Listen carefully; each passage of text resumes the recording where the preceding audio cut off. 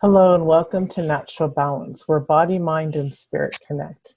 I'm your host, Mia Sines. And in this segment with me is Todd Creager. And he is a relationship expert who is going to share about we're going to discuss what healthy relationships look like and feel like, and how positive this can be for us as we're shifting and changing into allowing this beautiful experience into our lives, because until we do, many of us don't have healthy relationships. So welcome, Todd. It's wonderful to have you here. Good to be here. Would you like to share a little bit more about your background with the viewers? Sure. Well, I'm a licensed therapist. So I'm a licensed marriage family therapist. I'm a licensed clinical social worker. Got my training in that field. I'm a professor at the USC School of Social Work. That's my side job. My main thing I do is right here in this office, and I help mainly couples, even though I do see plenty of individuals too. And I help couples heal from infidelity and other crises. I help them rekindle passion. I did some extra post-grad training through the UCLA School of Medicine and Human Sexuality. Now I teach it, but I really help couples rekindle passion. I wrote a book called The Long Hot Marriage back in 2008. Nice. And I always joke that it's not a fairy tale, that couples truly can have that long, hot marriage. And it's getting published November. It will be in China. So Wonderful. So I've been actually training some people from China. They actually come here. I haven't gone there yet, but hopefully that's the plan when my book comes out. Wonderful. So that's what I do. I've been married for 33 years too. So I try to walk my talk, and I actually sometimes do. Good. Congratulations. And I have 2 kids, and we all know that marriage can be this union we get together when we're younger, and we don't know exactly what we want at the end of our life or in the middle of our life. And so to be able to keep that alive and hot is amazing. Or if you are recreating your experience, you want to have a hot, sexy new marriage. So yes, wonderful. absolutely. So let's talk about some of the levels that infidelity can place upon a marriage, because there's so many different zones. I mean, people break up, they divorce. Right. There's hurt, there's pain, and let's hope that then there's healing. But right. I would say that the way my practice is now, I'd say more than half of the, and I think it's because it's such a crisis feeling, more than half of the people I see, probably 2/3 even, there's some infidelity, whether it was sexual, whether it was emotional, didn't quite get to sexual, but it always involves a secret, and it's devastating. I mean, we get together, trust and honesty and openness is essential. And so when this happens, the relationship's in crisis. And a lot of times they come to me like, I don't know how this is ever going to work. And I don't see it ever happening. I thought this person was this and they're that. And so I get that. And I appreciate and honor the pain of the person who was betrayed. And I even honor the pain of the person who did the betraying, because there's always a reason why we do everything we do. So even though I do honor the pain, I try to help couples get to the point where they look a little more deeply and they begin to look at, wow, this is not a cheater. This is a person who cheated, but not a cheater. I don't want to label him. This is a person who didn't feel good about himself, just as an example, if it's the guy, and let's say, and he was told by his dad he never will amount to anything, and he's been going around trying to prove to everybody that he's okay. And then he gets married to me, and I let him know he's wonderful. But then we have kids, and I stop telling him how wonderful he is, and he's going around feeling bad about himself. And he doesn't tell me he's feeling bad about himself, because he doesn't know to do that. And then he finds the secretary who starts to admire him, and he slips into this relationship. So it's always about trying to understand more deeply. That's really all about woundedness on some level, and how the person needs to get more conscious about that woundedness and deal with it differently. And then once they can see that, wow, this is different, once they see that, wow, he's in this example, it's not always a he, but that he's expressing his feelings more. He's asking for what he wants. He's telling him when he feels a little insecure, but she's getting his honesty that it starts to feel different. And then, she could trust him maybe. And it's a process. I don't think I ever said that quickly, but that's kind of we have to get to what's really happening, what's really going on, and help them make sense of it. And this is the other thing I always say, that I say, look, my face, I have a scar right here from when I was 7. I had a skin cancer that was taken care of. So I have a scar, but my face is still beautiful, even though I have scars. And I said, yes, your relationship is scarred, but your relationship can still become beautiful, and even more beautiful than it was before, because you're more awake, you're more tuned in, and you're more attentive. So I do have a lot of success with couples, and it's I feel terrible that they're going through the pain, but I do love seeing them rise from the ashes and develop a better relationship than they ever had. That's lovely. My first husband cheated on me. Oh, so there you go. Yeah, and it's crazy because I was the one going, no, let's not split up. Let's stay together. Wow. And then the therapist said, can you give him 5 years? And I'm like, yes, I want my family together. And then after 5 years, almost to the day, I was like, I can't. I'm out of here. I shifted that much that I saw that we were not whatever. So it's really interesting because there is such deep wounding. And if I hadn't wanted to glom on and hold him and maybe dealt with some of those things, we could have come back together, instead of just pushing it all over that it was all okay, because it wasn't okay. It wasn't okay. Right? Yeah. It wasn't. And, everyone, and my own wife says, well, I know you help all these people, but if you ever cheated on me, I'm done. I said, well, I'll kick your butt. But, people have a right to choose, and, you dealt with it one way, and it is painful. Yeah. And again, like I've done I just spent the whole weekend here with a couple, not this weekend, but the weekend before, where they came in ready to divorce, and they left like giggling in the hallway. It was great. But I think I did my part, but they also were willing to look at themselves. And he, as the person in this case, went outside the marriage, he was able to look at himself. And so there's hope. And, when it comes to even the bigger picture of a relationship, I say that we really shouldn't be going around beating ourselves up for having relationships that are disconnected, because we haven't learned how to do it. Because our parents and grandparents, in most cases, didn't have a long, hot marriage. That's right. They went on knee-jerk reactivity, and that's what they knew. And 30 years ago, 40 years ago, for sure, 30 years ago, there wasn't that many. If my book came out 30 years ago, it would be a #1 bestseller of the world, because it would have been the only book out there. Yeah. So we're more aware. So there's hope where there wasn't before, but we have to try new things and create new habits. So let's talk about, so in relationships, we both know that there's that honeymoon phase, and then there's the phase where you're either struggling or you have children, whatever it is. Even if you got remarried or married for the first time later in life, there's these phases. Yes. And everyone wants to have the honeymoon phase all the time, but that just doesn't always happen. So let's talk about bringing spice back into the marriage, because that is very vital for couples to have. They have to have some form of, something that makes them feel good and connected. Yeah, absolutely. When I teach my human sexuality class, I teach the stages, and it's neurochemical. They have the lust stage. That's when you lust after the person. You may not even like them yet, but you lust after them. And that's when testosterone's high and dopamine's high, and even cortisol is a little high. Stressful but exciting stress. And then there's the romance stage, when dopamine is high. Dopamine is that dopamine chemical. It's a love drug. Love it. It makes you excited and alive. And, and so we have the dopamine up, and oxytocin in the woman, and vasopressin in the man. And then there's the attachment stage. And the attachment stage is when we're really connected, we're secure with each other. Dopamine starts to go down. Cortisol goes down. serotonin goes up. And serotonin is the calming, everything's calm. And so what happens in relationships, we kind of calm down.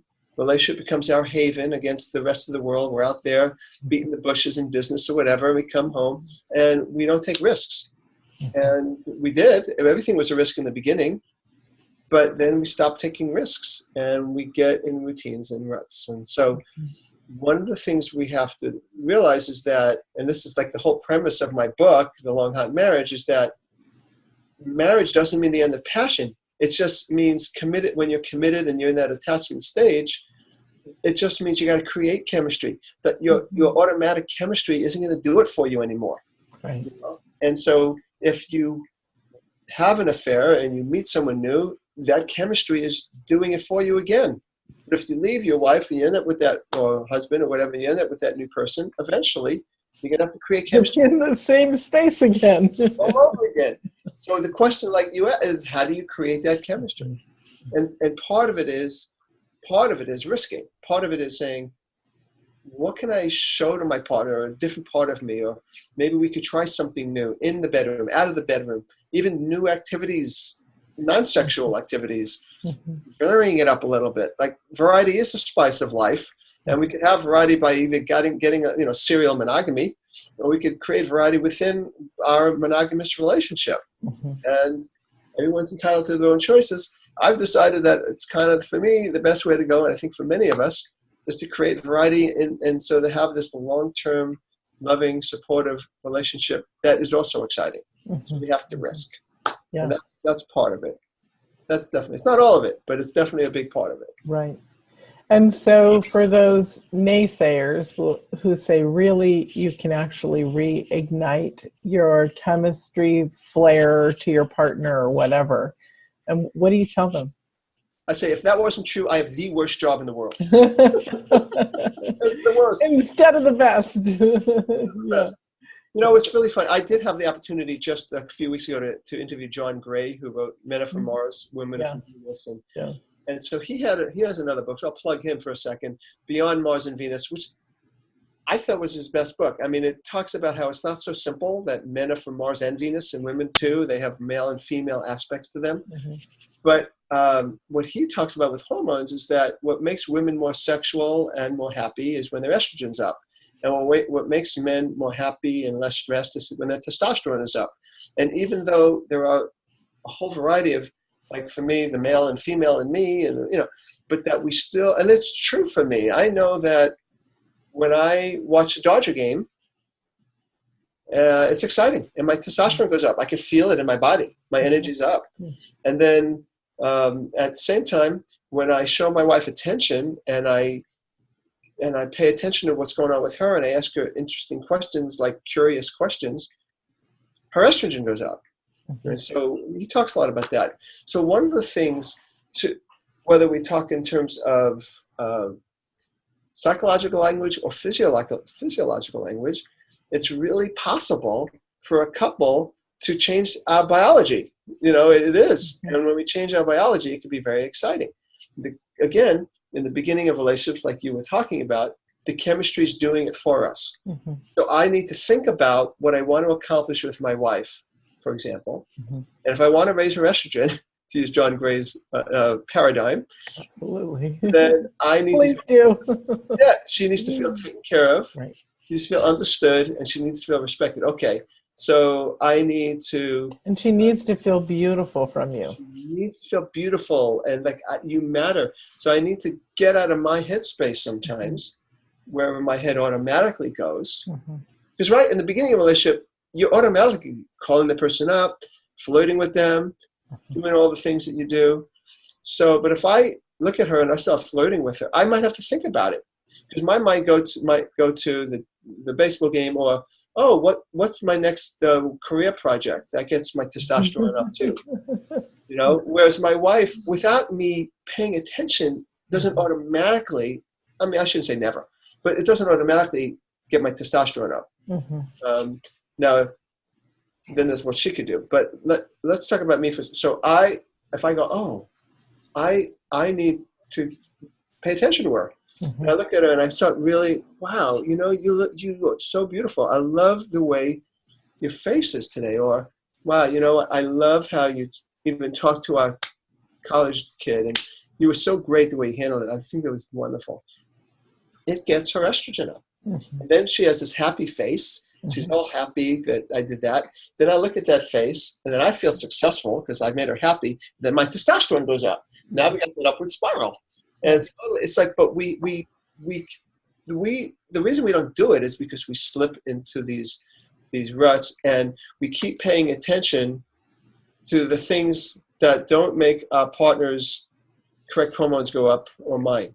Mm-hmm. So we keep, and then we wonder, you know, what's wrong with the marriage, or maybe marriage it's impossible to have passion without marriage. It's totally possible. Mm-hmm. You just got to pay attention, really. Just pay attention and understand what brings the energy up in our partner. Mm-hmm. I love that. I love that, because that's really stepping outside of where we are to support the one we love. Yes. And so many times in relationships, we feel on a personal level, oh, well, they slighted me here, I'm not going to give in that area. And so what we're doing is we're cutting ourselves off, that saying, cutting our nose off to spite our face. Yes. Because we want that, well, I'm going to show them that this isn't right. When in reality, we just want to be held and loved, or made love to, when instead of closing the door, right? Right, and that's the challenge. That what I say to couples a lot is, my job is to help you go opposite your reflex. Because the reflex is to protect, right? To protect our heart and to pull back. When you say something to me that's hurtful, I pull back. But if I catch myself pulling back, whoa, her intent is not to hurt me. She is feeling feelings herself, and she is dealing with it, maybe not even in the best possible way, because, you know, no one's perfect. But if I could keep that in mind, and then instead of being like the little boy that has been scolded by mommy, but instead, wow, you're my wife who is in pain, and I move to her, I go, hey, you know, I don't like the way you said that, but I get it. You were in a lot of pain. Let's talk. I'm here for you. That might not be where 100% of me wants to do. If this wounded part of me or this revengeful part of me wants to do something other than that. But I need to come from that best part of me. And we can, most of us, I would say, can do that. Even though we've all had challenges and we've had problems in our family, we came from dysfunctional families, but we still have access to that best part of us. And sometimes we need a little help, like someone like you, someone like me, to help them out. But we can come from that best part. And of course, if I do that to my wife and I say, hey, I'm here for you. I know you're upset. I know you're angry. I know you're hurt. Let's talk about it. That's going to shift the energy. It has to. Yeah, that's loving. So I have a question for you. Do you think that people can really stay together forever? Absolutely. Of course, here in this lifetime on planet Earth, you know, I don't mean like our souls forever, but On this planet, yeah, absolutely. I do. And I've known people that have, there are those people that have had really wonderful relationships. And, but I do think it's rare. I think it's rare that we have people that have, again, the long, hot marriage, because we're copycats. That's what our brains we just keep doing what we've done before. Fear is a strong emotion, and we protect ourselves from hurt, rejection, abandonment. And as we go with those reflexes, we cut off the chance of having the excitement and the passion. But if we don't do that, and if we continue to be courageous, open our heart, take a chance, be willing to be rejected, all those things, then there's a very good chance that, you know, we increase the dopamine, and I can tell my grad students, and it's can be exciting. Doesn't mean it's going to be like that 24/7, but we don't need that. Darn. Mia says we like it 24/7. No, we have to. Sleep. We are. Who needs sleep? No, I'm kidding. Right. It's all part of that emotional development too, because we have to realize that life is not just one big long party. It is. And you know, you say that, it's true. We have to grow up. We have to develop beyond where our parents were. Our parents most of us, when I saw my parents, I love my parents, I love them, they were wonderful, rest in peace. But when they fought, they weren't their age; they were younger. Mhm. That's what happens. We come from a younger place. So if Mhm. we can practice growing up together, and that's what I do in my offices, or even when I work with them online, like Skype or Zoom, like Mhm. we're doing now, that I have them, learn how to handle. It's like developing. We got to develop emotional muscle. It's like going to the gym. We have muscle, but we go to the gym, we develop it Yeah. and work it. Well, we as people on this earth have to develop our emotional muscle if we're going to be kinder, but especially in our intimate relationships, where our intimate relationships definitely push our buttons. Our intimate relationship, our partner, the committed partner, is going to take the place of our earliest attachment figures. They are the one. They will. So whatever relationship we have with them, we're going to project that onto them. So they are in a position to give us the most wounding, and they are in the position to give us the most healing. It all depends on how conscious we decide to become. Mhm. So, And sure. how dedicated we are for the one we love, for their growth too. Absolutely. It's because it really is beautiful. When I married my husband, this husband, This husband. yeah, it was beautiful because looking at it 4.5 years later, I can say without a doubt, and I have, that he taught me the greatest love I've ever known, you know? And so that is healing in itself. It is. So it is possible and it is beautiful, whether you are in a relationship for 30 years plus, or whether you are starting over again and looking at it as a more mature person. It is about supporting the other one in their growth and their needs. Yes. Yeah, lovely. And a lot of it often is being aware of of our triggers and understanding Mhm. them, and then trying to grow past it. I mean, Mhm. just to be personal, I don't usually share it, but it came to my mind when I, in my family, my mom would put down my dad, and I would fight his battles for her. That's what would happen. My wife came from a family where there was a dad that was kind of a deadbeat dad, and a stepdad she was close to who died when she was 12. There was abandonment. So we Mhm. got together.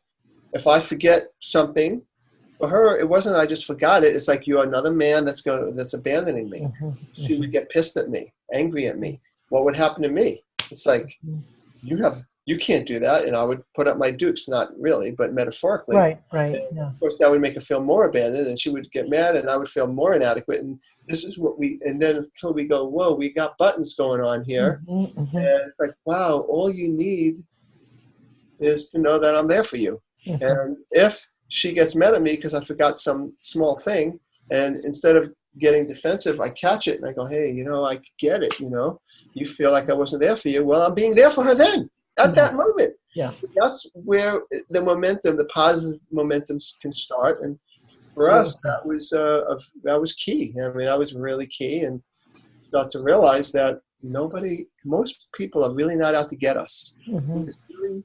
We're not really in danger. But I see couples in my office every day that they go around feeling like their partner's out to get them, hurt them. It's not really true. It's Right. all mirage. It's very interesting.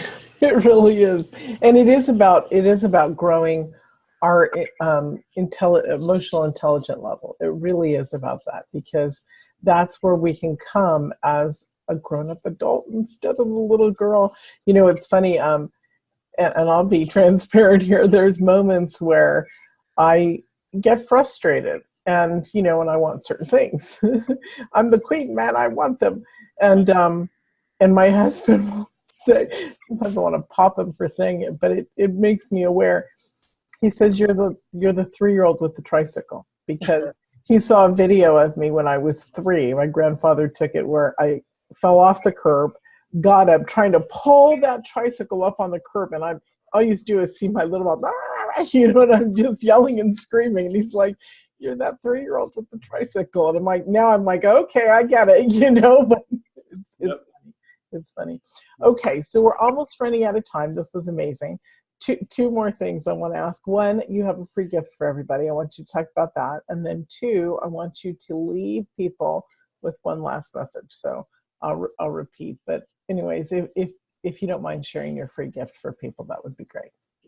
Sure. Well, I think for everybody on your call, what makes sense is I have an audio a teleseminar I did, and it's called Healthy Communication with Your Partner. Nice. And it's wonderful, and it's theirs. Wonderful. And yes. Awesome. I love that. Thank you.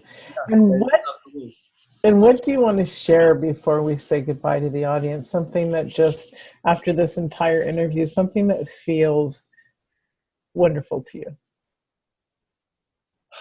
So something that feels wonderful to me. You know, I could tell you the first thought I have is that I believe in love, you know, and that there's this, we could be on different frequencies in our lives. And I slip into the fear frequency, contracted, right? But the good news is we could notice it. You, me, we all can notice where we're at and shift it and use our imaginations to be the best that we can, and just know that, you know, that there's love out there. I mean, everything you and I have been talking about is perception. It's like, how do I perceive my partner? Are you my enemy? Are you my ally that's having a hard time? So what makes me feel good is that I feel like I go around, I live in a benevolent universe. So a lot of it is that doesn't mean bad things do happen out there. I'm not denying it. I'm not Pollyanna, but that, you know, that I and all of us can tune into what's good in ourselves and others, and live accordingly. And it feels good. That was my first thought when you asked me that question, that I could feel good about that. And the more I give, the more I get. Fabulous. That's wonderful. Thank you so much. I'm so glad you were here. It was awesome. Same here. You're terrific. Thank you. Great. And thank you, everyone. We'll see you in another episode of Natural Balance, where body, mind, and spirit connect.